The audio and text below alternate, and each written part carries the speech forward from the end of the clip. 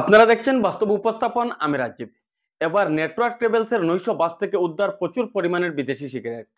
আন্তঃরাষ্ট্রীয় চোরাচালান বাণিজ্যের সহিত জড়িতরা 306 নম্বর শিলচর আইজল জাতীয় সড়ককে অবৈধ চোরাচালান বাণিজ্যের করিডোর হিসাবে ব্যবহার করার চেষ্টা করছে, তা আরো একবার প্রমাণিত হলো।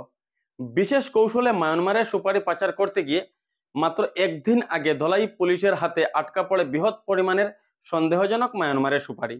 এবার নেটওয়ার্ক ট্রাভেলসের 900 বাস থেকে উদ্ধার হলো প্রচুর পরিমাণের বিদেশি সিগারেট।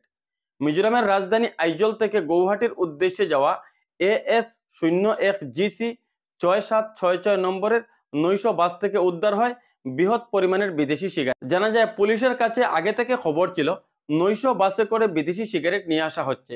রাত 9টার দিকে বাসটি যখন লাইলাপুর পুলিশ পেট্রোল পোস্টের সম্মুখে পৌঁছায়, পুলিশ গাড়িটির গতিরোধ করে।